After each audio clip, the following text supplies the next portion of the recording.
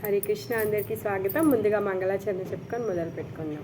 ఓం అజ్ఞానతిమిరాంధస్య జ్ఞానాంజనశలాకయా చక్షురున్మీలితం येन తస్మై శ్రీగురవే నమః. శ్రీచైతన్యమనోభీష్టం స్థాపితం येन భూతలే స్వయం రూపా కదా మह्यं దదాతి స్వపదాంతికం. వందేహం శ్రీగురూన్ శ్రీయుతాపదకమలం శ్రీగురున్ వైష్ణవాంశ్చ శ్రీరూపం సాగ్రజాతం సహగణా రఘునాథాన్వితం తం సజీవం సాద్వైతం సావధూతం పరిజనసహితం కృష్ణచైతన్యదేవం శ్రీరాధాకృష్ణపాదాన్ సహగణా లలిత శ్రీవిశాఖాన్వితాంశ్చ. हे कृष्ण करुणा सिंधो दीनबंधो जगत्पते गोपेश गोपिका कांता राधा कांत नमोस्तुते. तप्तकांचन गौरांगी राधे वृंदावनेश्वरे वृषभानुसुते देवी प्रणमामि हरे प्रिये. वाञ्छाकल्पतरुभ्यश्च कृपा सिन्धुभ्य एव च पतितानां पावनेभ्यो वैष्णवेभ्यो नमो नमः. नमो विष्णुपादाय कृष्णप्रेष्ठाय भूतले श्रीमते भक्तिवेदान्ता स्वामिनिति नामिने. नमस्ते सारस्वते देवे गौरवाणी प्रचारिणे निर्विशेषा शून्यवादी पाश्चात्यदेशतारिणे. श्रीकृष्ण चैतन्य प्रभु नित्यानंद श्री अद्वैता गदाधरा श्रीवासादि गौरभक्तवृंद. हरे कृष्ण कृष्ण कृष्ण हरे हरे हरे राम राम राम हरे हरे. मूकं करोति वाचालं पंगुं लंघयते गिरिं यत्कृपातमहं वंदे श्रीगुरुं दीनतारिणं. శ్రీల ప్రభుపాద की जय, శ్రీల గురుదేవ్ की जय. హరి కృష్ణ అందరికీ స్వాగతం. మన శ్రీకృష్ణ కథాసుధలోకి మనము కృష్ణుడి యొక్క లీలల్ని చెప్పుకుంటున్నాం. అయితే ప్రళంబాసురుడి వధ అయిపోయిన తర్వాత అగ్ని అసురుడు వచ్చాడు. అగ్ని అసురుడు తన ప్రకోపాన్ని చూయించినప్పుడు భగవంతుడు ఆయన భక్తులని కాపాడడం కోసం గాను ఆ అగ్నినంతా పానం చేసేసాడు. వీళ్ళందరూ కలిసి బృందావనానికి ఇంటికి వెళ్ళిపోయారు. ఇంటికి వెళ్ళిన తర్వాత పిల్లలందరూ వాళ్ళ అమ్మ నాన్నకి చెప్పారనమాట, ఈ విధంగా అగ్ని రాక్షసుడు వచ్చాడు, రోజులాగే మళ్ళీ కృష్ణుడు కాపాడాడు అనేసి చెప్పారు. ఇంకా వాళ్ళందరూ మాట్లాడుకుంటూ ఉన్నారనమాట కృష్ణుడి యొక్క గొప్పతనాన్ని, కృష్ణ బలరాముల యొక్క వాళ్ళ లీలల్ని, వాళ్ళ యొక్క అద్భుతమైన కార్యాలని అన్నింటి గురించి వీళ్ళందరూ మాట్లాడుకుంటూ ఉన్నారనమాట. మాట్లాడుకుంటూ వాళ్ళు ఏమనుకుంటున్నారు అంటే వీళ్ళిద్దరూ దేవతలు అయ్యుండొచ్చు, అందుకే మన కోసం వచ్చుంటారు అని చెప్పేసి వాళ్ళు అనుకుంటున్నారంట. మరి ఈ బృందావనంలో ఉన్నటువంటి వాళ్ళ యొక్క పని ఏంటంట? అనుక్షణం ప్రతిక్షణం భగవంతుని యొక్క ధ్యానం చేయడమే, ఆ కృష్ణుడు చేసినటువంటి ఆయన అద్భుత కార్యాలని పాడుకోవడమే, స్మరించడము, ఇంకా పొద్దున సాయంత్రం మధ్యాహ్నం ఎప్పుడూ కృష్ణుడి యొక్క దర్శనం చేసుకోవడమే వాళ్ళ యొక్క లక్ష్యం అన్నమాట. అందుకే చైతన్య మహాప్రభు ఏం చెప్తున్నారు అంటే భక్తి చెయ్యాలి అంటే ఎలా చెయ్యాలి అంటే ఏ విధంగా అయితే బృందావనంలో ఉన్నటువంటి గోపీస్ ఉన్నారో వాళ్ళు ఏ విధంగా అయితే చేశారో అలాంటి భక్తి చెయ్యాలి, అది ఉత్తమమైన భక్తి అనేసి చెప్తున్నారనమాట. ఎందుకు ఇప్పటిదాకా ఎండాకాలం వచ్చింది అని చెప్పాం కదా, ఇప్పుడంటే ఎండాకాలం వెళ్ళిపోయింది, శరదృతువు వస్తుందన్నమాట.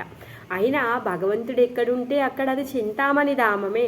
అక్కడ ఏం కాలాలు వస్తాయి, ఏం ఋతువులు మారుతాయి, అవన్నీ ఏంటి, అవన్నీ కూడా భగవంతుడి యొక్క లీలాశక్తి. భగవంతుడు ఏదనుకుంటే అప్పుడు భగవంతుడి యొక్క లీలాశక్తి అవన్నింటినీ కూడా అక్కడ ఏర్పాటు చేస్తూ ఉంటుందన్నమాట. ఇవన్నీ ఎవరి చేతిలో ఉన్నాయి అంటే భగవంతుడి చేతిలోనే ఉన్నాయి. ఆయన ఇచ్ఛాశక్తి, ఆయన ఎప్పుడు ఏది కోరుకుంటే ఆ లీలాశక్తి దాన్ని అరేంజ్ చేస్తూ ఉంటుందన్నమాట. మరి భక్తి ఏదైతే భక్తి ఉందో, మరి భక్తిదేవి అంటే ఎవరు? భక్తిదేవి అంటే తులసి మహారాణి. మరి ఈ తులసి మహారాణినే బృందావనానికి అధిష్టాన దేవతగా స్థాపించారనమాట శ్రీమతి రాధారాణి. అందుకే తులసికి ఇంకొక పేరు ఏంటి అంటే బృందా అనమాట. అందుకే ఆ వనం పేరు, ఎక్కడైతే ఆ కృష్ణుడు రాధమ్మ వీళ్ళందరి గోపులు గోపికల యొక్క లీలలన్నీ జరిగాయో ఆ ప్రదేశం పేరు బృందావనము అనేసి పేరిచ్చిందనమాట. బృందావనానికి అధిష్టాన దేవత తులసి అనమాట. ఆ తులసి మహారాణి యొక్క కృప వలనే మనము భక్తి చేయగలుగుతాం అనమాట. ఆమె భక్తికి అధిష్టాన దేవత. మరి భక్తి కృపను కలిగించే వాళ్ళు ఎవరు అంటే శ్రీమతి రాధారాణియే. మరి బృందావనంలో 12 వనాలు ఉన్నాయి. 12 వనాలకి ఉపవనాలు ఉన్నాయి. ఆ ఉపవనాలకి మళ్ళీ ఉపవనాలు ఉన్నాయి. ఆ విధంగా బృందావనంలో ఉన్నటువంటి ప్రతి ఒక్క వనం కూడా ప్రత్యేకించబడి ఉందన్నమాట. ఈ ప్రతి ఒక్క వనంలో కూడా ప్రతి రోజులో 6 ఋతువులు వస్తూ ఉంటాయి, పోతూ ఉంటాయి. ప్రతి వనంలో కూడా శ్రీకృష్ణుడు తన ఫ్రెండ్స్తో, గోపులతో, గోపికలతో తన లీలలు చేస్తూనే ఉంటాడు. తను మొత్తం అంతటా కూడా తిరుగుతూనే ఉంటాడనమాట. మరి మొత్తం ఈ 12 వనాలు ఏవైతే ఉన్నాయో ఒక కమల పువ్వు చుట్టూ ఆ రేఖలు ఏ విధంగా అయితే అమరి ఉంటాయో ఆ విధంగా ఉంటాయన్నమాట. కృష్ణుడు ఒక వనం నుంచి ఒక వనానికి తిరుగుతూనే ఉంటాడనమాట. ఆయన ఇష్టం, ఏ రోజు ఏ వనంలో ఏ లీల చెయ్యాలి అనుకుంటే అక్కడికి తను వెళ్ళిపోతూ ఉంటాడనమాట. ఆ విధంగా వాళ్ళ లీలలు నిరాటంకంగా జరుగుతూనే ఉంటాయన్నమాట. ఈ వర్ష ఋతువు వస్తుందన్నమాట. మరి వర్ష ఋతువు వచ్చేటప్పుడు ఎలా ఉంటుంది? మేఘాలు వచ్చేస్తాయి, మెరుపులు వస్తాయి, తర్వాత వాతావరణం అంతా మారిపోతుంది. ఎండలు తీవ్రంగా మండే ఎండలంతా పోయేసి ఆ వాతావరణం అంతా అనుకూలంగా మారుతూ ఉంటుంది అన్నమాట. మరి ఇప్పటివరకు వర్షం లేకుంటే కష్టం కదండి, నీళ్ళు లేకుంటే జీవించడం చాలా కష్టం. అందుకే ఇప్పుడు ఈ ఎండాకాలము ఈ సముద్రంలో నుంచి సూర్యుడు ఏం చేస్తాడో ఆ నీళ్ళని తాగేసి అంతా ఎగిరగొట్టేసి మేఘాలను తయారు చేస్తారు. ఈ మేఘాలు ఏం చేస్తాయి? ఎప్పుడైతే అవసరమో అప్పుడు ఈ మేఘాలు వర్షాన్ని ఇస్తూ ఉంటాయన్నమాట. ఏ విధంగా అయితే ప్రభుపాదుల వారు చెప్తున్నారనమాట. సంవత్సరం అంతా ఏం చేస్తూ ఉంటుంది? ప్రతి సంవత్సరము ఈ గవర్నమెంటు ప్రజల దగ్గర ఈ పన్ను ఆ పన్ను అని చెప్పేసి వసూలు చేస్తూనే ఉంటుంది. ఎప్పుడైతే ప్రజలకి సహాయ సహకారాలు ఎప్పుడైతే అవసరం ఉన్నాయో అప్పుడు ప్రభుత్వము దాన్ని విడుదల చేస్తూ ఉంటుంది. అందరి బాగోగుల కోసమని, చదువు కోసమని, లేకపోతే వైద్యం కోసమని, లేకపోతే ఏదైనా ఆపద వస్తే వాళ్ళందరికీ వసతి ఇవ్వడం కోసం అనేసి గవర్నమెంట్ వాళ్ళ ఏ విధంగా అయితే ధనాన్ని వదిలిపెడుతూ ఉంటుందో అదేవిధంగా ఈ సంవత్సరంలో ఎప్పుడైతే ఈ సమ్మర్ సీజన్ వస్తుంది, ఈ ఎండాకాలం ఉంటుందో ఈ ఎండాకాలం అంతా ఈ సూర్యుడు ఏం చేస్తూ ఉంటారు? నీళ్ళని ఆవిరి చేస్తూ ఉంటారు. నీళ్ళని ఆవిరి చేస్తూ ఆ మేఘాల్లో దాపెడుతూ ఉంటారనమాట. మరి ఆ మేఘాలు ఏం చేస్తాయి అంటే సరి అయిన సమయం వచ్చినప్పుడు వర్ష రూపంలో మనకి కురుస్తాయన్నమాట. ఇప్పుడు అడవిలో ఉన్నామనుకోండి, అడవి ఉంది, అడవిలో చాలా పెద్ద పెద్ద చెట్లు ఉంటాయి. గాలికి ఒకటి రాసుకొని పెద్ద అగ్ని వచ్చేసింది, దావాగ్ని వచ్చేసింది. మరి ఈ దావాగ్నిని చల్లార్చాలి అంటే సముద్రం స్వయంగా వస్తుందా? నీళ్ళు అక్కడికి తిరిగి వస్తాయా? రావు కదా. మేఘం అక్కడికి వచ్చి తను కురిపిస్తే అప్పుడు ఆ అడవి మంట చల్లారుతుంది. అంతేకాని లేకపోతే ఎవరు అక్కడికి వెళ్ళి నీళ్ళు తీసుకెళ్ళి ఎవరు పోయరు, అవునా కదా? సో ఆ విధంగా భగవంతుడు మన మీద తన కృపను ఏ విధంగా ప్రసరిస్తున్నారంటే, ఎందుకు మనము ఈ అడవి ఎండలో ఉన్నాము. ఎలాంటి ఎండ అంటే దావానల ఎండలో ఉన్నాము. మన సంసారం ఎలాంటిది అంటే దావానల లాంటిది అనమాట. మరి ఈ దావానల ఎలా చల్లారుతుంది? ఎవరు చల్లారుస్తారు అంటే శ్రీమతి రాధారాణి. కరుణా సింధు ఎవరు? శ్రీకృష్ణుడు. ఈ సముద్రం లాంటి కృష్ణుడి దగ్గర నుంచి నీళ్ళన్నీ తీసుకొని శ్రీమతి రాధమ్మ తను ఏం చేస్తుంది అంటే గురువు అనే మేఘాల ద్వారా మనకి వర్షాన్ని కల్పిస్తుంది, కృపని కల్పిస్తుంది అన్నమాట.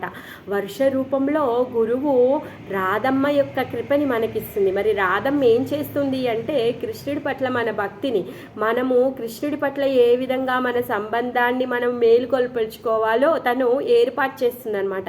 ఎలాంటి మేఘాన్ని ఏర్పాటు చేస్తుంది అంటే గురువు అనే మేఘాన్ని ఏర్పాటు చేస్తుంది. మరి ఈ గురువు ఏం చేస్తున్నాడు? తన కృప ద్వారా, కృప అనే వర్షం ద్వారా మనం దావానలంలో ఉన్నా కదా మనని చల్లారుస్తుంది. మనలో ఈ భౌతిక ప్రపంచంలో ఉన్నటువంటి మంటలు ఏవైతే ఉన్నాయి, ఏంటంట ఆ మంటలు? అందరము సుఖంగా ఉన్నామని మనం అనుకుంటున్నాం. ఆ సుఖం ఏంటి? క్షణిక కాలం మాత్రమే ఉంటుంది. అది కొంచెం సేపు ఉండి వెళ్ళిపోతుంది. మనం ఎప్పుడు ఆధ్యాత్మిక, ఆది భౌతిక, ఆదిదైవిక. ఈ క్లేశాల్లో ఉండి ఎప్పుడూ కష్టాలు అనుభవిస్తూనే ఉన్నాము, మండుతూనే ఉన్నాము. మరి ఈ మంటలు చల్లారాలి, మనం శాంతపడాలి, మనం నిజమైన ఆనందాన్ని పొందాలి అంటే ఏం చెయ్యాలి అంటే ఆ మేఘ రూపంలో ఉన్నటువంటి వర్షం ఇస్తుంది కదా, ఆ వర్షాన్ని మనం స్వీకరించాలి. అప్పుడు మనలో ఉన్నటువంటి మంటలు చల్లారుతాయి అన్నమాట. మరి ఈ వర్షాన్ని ఎవరిస్తున్నారంటే గురువు ఇస్తున్నారు. గురువు ఎవరంటే ప్రభుపాదుల వారు. ప్రభుపాదుల వారు ఆయన యొక్క కృపని మనకి పంచిస్తున్నారనమాట. ఏ విధంగా శ్రీమద్ భాగవతము, శ్రీమద్ భగవద్గీత ఇవన్నీ కూడా మనకిచ్చారు. మనం ఎప్పుడైతే నిత్యం భాగవత సేవ వీటిని చేస్తూ ఉంటామో, నిత్యం శ్రవణం చేస్తూ ఉంటామో అప్పుడు మనం ఈ దావానలం నుంచి బయటికి రాగలుగుతామన్నమాట. సో ఈ విధంగా ఈ శరదృతు వర్ణన కూడా ఈ భగవంతుడి యొక్క లీలల్లో భాగంగానే చెప్పారనమాట. అంటే ఆ బృందావనంలో ఈ ఎండాకాలం అయిపోగానే శరదృతువు వచ్చిందనమాట. ఈ శరదృతువు రాగానే పిల్లలందరూ రోజు వాళ్ళ పని ఏంటి, రోజు గోవులను కాయడానికి వెళ్ళడమే వాళ్ళ పని. ఆ విధంగా వాళ్ళందరూ కూడా సమ్మర్ అయిపోగానే మనకు కూడా వర్షాలు పడితే మనం ఎంత హ్యాపీగా ఫీల్ అవుతాం కదా, అదేవిధంగా ఈ గోపబాలులందరూ కూడా ఈ శరదృతువు రాగానే అసలు ఇంకా వాతావరణం ఎలా అయిపోయింది అంటే సరస్సులన్నీ నిర్మలంగా అయిపోయాయంట. ఆ సరస్సుల నిండా మంచి సువాసన వచ్చేటటువంటి కమల పుష్పాలు వచ్చాయంట, పద్మాలతో నిండిపోయాయంట ఆ సరస్సులన్నీ. తర్వాత ఇంకా చెట్లన్నీ కూడా కొత్త చిగుళ్ళు వచ్చేసి అంత పచ్చదనంతో నిండిపోయాయి అన్నమాట. ఆ విధంగా చూడడానికి ఆ బృందావనము పరమ అద్భుతంగా ఉందన్నమాట. ఆ బృందావనంలో ఉన్నటువంటి ఆ చెట్లు, మొక్కలు ఇవన్నీ కూడా వికసిస్తూ ఉంటే పక్షులు అన్నీ కలకల రావాలు చేస్తూ ఉన్నాయన్నమాట. ఆ దృశ్యం చూడడానికి చాలా పరమ అద్భుతంగా ఉంది. అయితే ఆ పరమ అద్భుతమైనటువంటి ఆ బృందావన వనంలోనికి, ఆ బృందారణ్యంలోనికి కృష్ణుడు తన గోవులతోని, గోవత్సాలతోని, గోపబాలులతోని అందరితోని కూడా తను కలిసి గోవులను మేపడం కోసం గాను తను వృందారణ్యంలోనికి బయలుదేరాడనమాట. మరి తను వృందారణ్యంలోనికి బయలుదేరుతూ ఏం చేస్తున్నాడు అంటే ఆ రోజు వేణుగానాన్ని చాలా మధురంగా, చాలా దివ్యమైన గానాన్ని తను పాడుతున్నాడంట. తన వేణువుతో వేణుగానాన్ని పాడుతున్నాడనమాట. మరి ఇంకా ఆయన వేణు ఎప్పుడైతే పాడతాడో ఇంకా అప్పుడు అది ఎవరైతే వింటారో వాళ్ళని మర్చిపోతారనమాట. కృష్ణుడు, బలరాముడు, తర్వాత గోపులు, గోపబాలురు, తర్వాత గోవులు, గోవత్సాలు అన్నీ కూడా కృష్ణుడు వెళ్తూ ఉంటే ఆ కృష్ణుడు ముందు వెళ్తూ ఉంటే వీళ్ళందరూ కూడా వెనక వెళ్తూ ఉంటారనమాట. ఇదంతా ఎలా ఉంటుందంటే ఒక ఊరేగింపులాగా ఉంటుంది, ఒక యాత్రలా ఉంటుందన్నమాట. సో ఎప్పుడైతే కృష్ణుడు ఆ విధంగా వెళ్తూ ఉంటారో మొత్తం ప్రతి ఒక్కరు వచ్చి కృష్ణుడు దర్శనం చేసుకుంటారు. ఎందుకు అంటే ఇప్పుడు కృష్ణుడు అడవికి వెళ్తున్నాడే, మళ్ళీ సాయంత్రం వరకు కానీ తిరిగి రాడు. మరి అంతసేపు కృష్ణుడి యొక్క దర్శనం నుంచి వాళ్ళు విరహంలో ఉన్నారు, అంతసేపు భగవంతుడి యొక్క దర్శనం వాళ్ళకి అవ్వదు. మరి అంతసేపు భగవంతుడి దర్శనం లేకుండా వాళ్ళు ఎలా ఉండగలుగుతారు? అందుకే భగవంతుడిని ఆరా తీరా చూసుకోవడం కోసం కానీ, ఆయన యొక్క రూపాన్ని వాళ్ళ హృదయాల్లో నింపుకోవడం కోసం, వాళ్ళ మనసుల్లో, వాళ్ళ కళ్ళల్లో నింపుకోవడం కోసం, భగవంతుడి దర్శనం చేసుకోవడం కోసం వీళ్ళందరూ వస్తున్నారనమాట. మరి ఎవరైతే బయటికి రాలేదో, ఎవరైతే గోపికలు ఉన్నారో వాళ్ళందరికీ కూడా ఎప్పుడైతే ఈ వేణుగానాన్ని వాళ్ళు విన్నారో అసలు ఇంకా ఆ వేణుగాన విన్న తర్వాత వాళ్ళకి ఇంకా అసలు మాటలు రావట్లేవన్నమాట. ఆ వేణుగానాన్ని కీర్తించాలనుకుంటున్నారనమాట వాళ్ళు. ఆ వేణుగానం ఎంత అద్భుతంగా ఉంది, అసలు అది ఏంటి అన్న విషయం చెప్పాలి అనేసి వాళ్ళు అనుకున్నారనమాట. కానీ మాటలు రావట్లేవంట. ఎందుకు? ఎప్పుడైతే కృష్ణుడి యొక్క వేణుగానం వాళ్ళు విన్నారో వినగానే వాళ్ళు మాటలు మర్చిపోయారు. వాళ్ళు ఏం గుర్తుకొచ్చింది? కృష్ణుడి యొక్క రూపం గుర్తుకొచ్చింది. మనం ఏదైనా వినగానే మనం ఇప్పుడు మ్యాంగో అన్నామనుకోండి, మ్యాంగో దృశ్యం వస్తుంది కదా, అలానే కృష్ణుడి యొక్క వేణుగానాన్ని వినగానే కృష్ణుడి యొక్క రూపం వాళ్ళకి గుర్తుకొచ్చిందంట. నెమలి పింఛం పెట్టుకోవడము, ఆయన కళ్ళు తామర కలువల్లాంటి కళ్ళు, చెవుల వరకు దీర్ఘమైన కళ్ళు ఉన్నాయంట. తర్వాత ఆయన మెడలో వనమాల వేసుకున్నారంట. అప్పుడప్పుడు లోటస్ గార్లెండ్ కూడా వేసుకుంటూ ఉంటారంట. ఆ వనమాల చుట్టూ